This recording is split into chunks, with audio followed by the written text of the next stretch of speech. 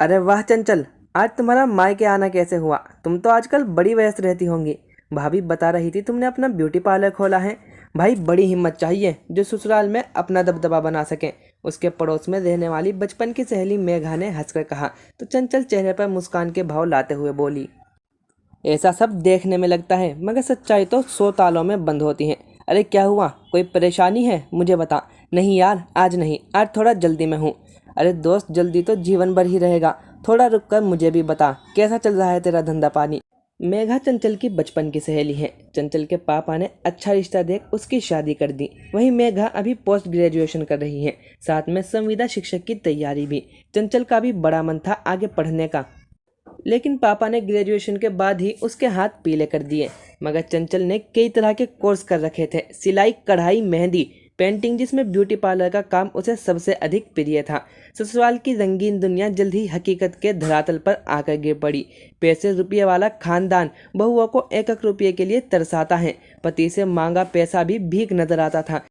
इसलिए उसने अपने स्वाभिमान को ना कुचल अपने हुनर को अपनी पहचान बनाने की सोची तो सभी उसके विरुद्ध में आकर खड़े हो गए। पति का कहना था, इतना कमाता हूँ फिर भी तो ये छोटा सा काम करना है। सास, बहू हमारी इज्जत है मोहल्ले में, तुम ये खबासन का काम करोगी तो हमारी तो नाक कट जाएगी।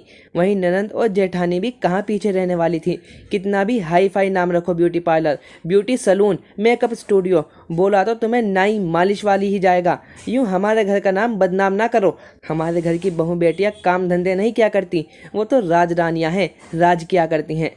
चंचल ने इन सब की बात सुन के अनसुना कर दिया और बरसाती में अपना ब्यूटी पार्लर शुरू कर दिया। अरे मैडम, कहाँ खो गई? मेरी बात का जवाब दो, कोई परेशानी है तो बताओ, हो सकता है मैं तुम्हारी समस्या का समाधान बता सकूं। क्या क्या बताऊं यार, लड़ झगड़ के पार्लर शुरू तो कर दिया मगर सबसे बड़ी चीज़ है साधन। उसे जुटाने के लिए मुझे पैसा चाहिए था, पति ने देने से मना कर दिया तो भैया भाभी से उधार लिया और सामान भरा। मगर 6 महीने होते होते सामान तो खत्म हो गया मगर उतना मुझे रिटर्न नहीं मिला। ऊपर से सास ने बरसाती के कमरे की लाइट का बिल मुझे थमा दिया। 12 बजे तक घर का सारा काम करो, फिर जाकर 12 बजे से 6 पार्लर संभालो, फिर लौट कर काम करो और बीच बीच में कोई मेहमान आ जाए तो चाय नाश्ता करवाओ। कितने ही ग्राहक गुस्सा होकर लौट जाते हैं और जो आते हैं वे पैसा देकर नहीं जाती या उधारी कर जाते हैं। कैसी पागलों जैसी बातें कर रही है तेरी सास। जेठानी मदद नहीं करती और भला पार्लर में उधारी कौन करता है? काम कराओ, पैसे दो, यही नियम होता है। अरे यार, ससुराल के आसपास मेरी तो पहचान है नहीं। सास, जेठानी, ननद मिलकर अपनी सहेली, आस पड़ोस वालों को मेरे पार्लर में पहुंचा देती हैं। सब औरतें काम तो करा लेती हैं पर पूरा पैसा नहीं देती। कई बार मुफ्त में काम करवाती हैं, बोलती हैं एक बार ट्रायल ले रहे हैं, पसंद आएगा तो अगली बार पैसा देंगे। बड़ी ननंद की 2 लड़कियां मामी मामी करके महंगे महंगे फेशियल, मेकअप करवा लेती हैं। अब उनसे पैसा मांगूं तो कैसे? बस घाटे पर घाटा लगा जा रहा है।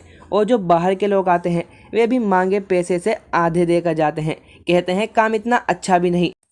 समझ नहीं आता क्या करूं, इस बार फिर पैसा लेने ही आई हूं। Face cream, facial kit, waxing kit सब खत्म हो चुकी हैं। नई तो नई लेनी पड़ेगी, वरना लोग खाली डब्बा देखकर ही भाग जाते हैं। कहते हैं पहले सामान तो रखो। देख यार, मेरी सलाह तो यही रहेगी, तू अपनी सास और जेठानी को सीधे से बोल, जब घर सबका है तो अपने अपने हिस्से का काम सबको करना पड़ेगा। तेरे आने से पहले क्या भूत प्रेत आत्माएं आकर काम करके जाती थी? वे लोग करते थे ना, फिर तेरे आते ही हाथ पांव ठंडे कैसे पड़ गए? और दूसरा, फ्री की सर्विस बंद कर, एक हेल्पर लड़की रख ले। मेरा तो कुछ फ़ायदा नहीं हो रहा, ऊपर से लड़की की तनख्वाह कहाँ से दूंगी? पूरी बात तो सुन। आजकल लड़कियों को ये सब सीखना ही रहता है। बोर्ड लगा दे कि तू प्रशिक्षण भी देती है। जो भी लड़की आए उससे कहना पैसे नहीं दूंगी, जो भी काम करोगी उसका पूरा पैसा कस्टमर से तुम मांगना, जिसका 20% मेहनत आना तुम्हें मिलेगा। और तेरे रिश्तेदार परिवार वाले कुछ कहें तो बोलना मैं नहीं ले रही, ये तो इसकी मेहनत का पैसा है, तो आप लोगों को देना ही होगा। सच्चाई यही है। आप कोई भी व्यापार दुकानदारी चलाएंगे, आपके अड़ोसी पड़ोसी रिश्तेदार सबसे ज़्यादा मुफ्तखोरी की फिराक में रहते हैं, जिनसे निपटने के लिए हमें कुछ उपाय लगाने ही होते हैं। बाकी और रेगुलर लोगों से साफ तरीके से बात कर। तू थोड़ा आत्मविश्वास से बोलेगी तो सामने वाला तेरा फ़ायदा नहीं उठा पाएगा। एक बार करके देख, डरती क्यों है? तू कोई चोरी थोड़ी ना कर रही है, मेहनत करके अपने आप को साबित कर रही है, समझी? आगे से यहाँ रोती हुई मत आना। तेरा पहले वाला खिला खिला चेहरा मुझे देखना है। मेघा ने उसे गले लगाते हुए कहा। चंचल ने वही किया जैसा मेघा ने उसे करने को कहा था। वाकई 1 महीने में ही मुफ्तखोर गायब हो चुके थे और मुनाफा साफ दिख रहा था। साथ में हेल्पर होने के कारण उसे थकान भी कम हो रही थी। एक दिन सासू माँ अपनी 4-5 सहेलियों को लेकर पार्लर आई और बोली, बहू कल हम सब सहेलियाँ सुंदर कांड में जा रही हैं, ज़रा हम सब लोगों की आईब्रो तो बना दे और मेरे बालों में काली मेहंदी लगा दे। चंचल ने सबकी आईब्रो बनवाई और सास के बालों में मेहंदी लगाकर छोड़ दी। सभी जाने लगी तो हेल्पर बोली, आप लोगों का 500 रुपया हो गया है। आपने आईब्रो बोलकर अपर लिप्स और फोरहेड भी करवाया है।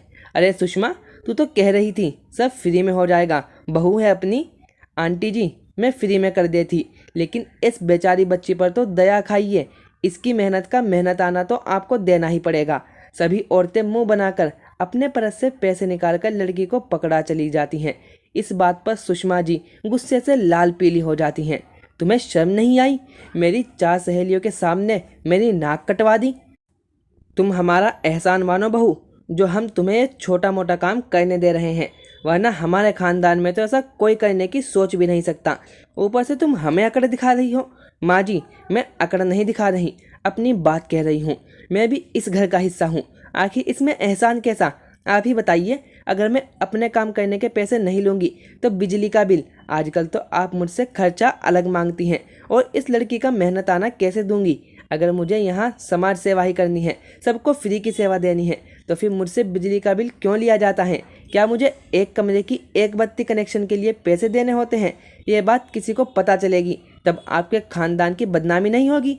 ऊपर से घर के ज़्यादातर काम मुझसे कराए जाते हैं, यहाँ तक कि पार्लर में सामान भरने के लिए पैसा भी मुझे अपने मायके से लाना पड़ता है। अगर इतना खानदानी रईस है तो फिर बहुओं को ज़रूरत के वक्त हाथ क्यों फैलाने पड़ते हैं? अगर ये सब बातें घर से बाहर जाएंगे तब भी तो खानदान की इज्जत पर आंच आएगी। चलिए ऐसा ही है तो मैं आज से इस कमरे का भी किराया देती हूँ, मगर घर का कोई काम नहीं करूँगी और मेरी मर्जी आएगी वैसे रहूँगी। जब चाहे पार्लर आऊँगी, 9 से 7 बजे तक पार्लर खोलूँगी। आपको मंजूर हो तो बात पक्की कर लेते हैं। पहली बार चंचल ने अपनी बात पूरे आत्मविश्वास के साथ अपनी सास के सामने रख दी। हमेशा सुषमा जी अपना रोब जमाती, सोचती थी बहुएं तो घर में काम वाली की हैसियत से आती हैं, इसीलिए वे अपनी मनमानी करती रहती थी। मगर आज जब उन्हीं की उछाली गेंद उन्हीं के पाले में आ गिरी तो उसका खौफ उनके चेहरे पर दिखाई दे रहा था। सास बहू की लड़ाई का मजा लेती पास खड़ी बड़ी बहू निशा से बोली, यह घर मेरा है, मेरे हिसाब से चलना होगा। कोई भी शर्तें रखकर इस घर में नहीं रह सकता। सुबह का चाय नाश्ता दोनों बहुएं मिलकर बनाएंगी। बड़ी बहू तुम कल से दोपहर का खाना, चंचल रात के खाने की व्यवस्था देखेगी, और सहूलियत के हिसाब से तुम दोनों एक दूसरे से अपना काम बदल भी सकती हो। मगर मुझे घर में किचकिच नहीं चाहिए। और चंचल बहू तुमसे बिजली का किराया नहीं लिया जाएगा।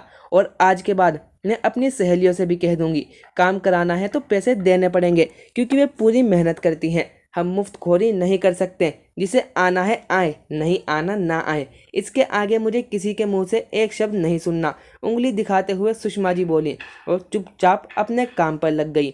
चंचल मन ही मन अपनी परेशानी का हल पाकर खुश थी और अपनी सहेली का शुक्रिया अदा कर रही थी कि उसने सही को सही और गलत को गलत कहने की हिम्मत उसके अंदर भर दी। और कुछ दिन बाद मेघा चंचल के पार्लर आई। बधाई हो दोस्त, तेरी चेहरे की चमक बता रही है कि तूने अपने आप को साबित कर दिया है और अपनी परेशानियों से निपटने का तरीका भी ढूंढ लिया है। चल अब मेरा भी बढ़िया सा मेकअप कर दे, मुझे लड़के वाले देखने आ रहे हैं। मेकअप पूरा होते ही मेघा बोली, मेरे काम का कितना हुआ? तूने मुझे इतने अच्छे गुरु मंत्र दिए हैं, उसके अवज में मेरी तरफ से तेरा ये मेकअप फ्री। अरे यार, इतना सिखाने पर भी नहीं सीखी दोस्ती। रिश्तेदारी सब एक तरफ, धंधा व्यापारी एक तरफ। ये पैसे रख, अगली बार आऊंगी तो अच्छा डिस्काउंट देना, बोल मेघा अपने घर की तरफ चल दी। चंचल सोच रही, कई बार हम समस्याओं को उसके कद से ज़्यादा बड़ा समझने लगते हैं, मगर ढूंढा जाए तो उन समस्याओं का समाधान हमारे आसपास ही मिल जाता है। तो दोस्तों, आपको वीडियो कैसी लगी कमेंट सेक्शन में ज़रूर लिखिए, और ऐसी और वीडियोस के लिए हमारे चैनल को लाइक, शेयर और सब्सक्राइब करना ना भूलें। मिलते हैं नेक्स्ट वीडियो में। Thank you for watching.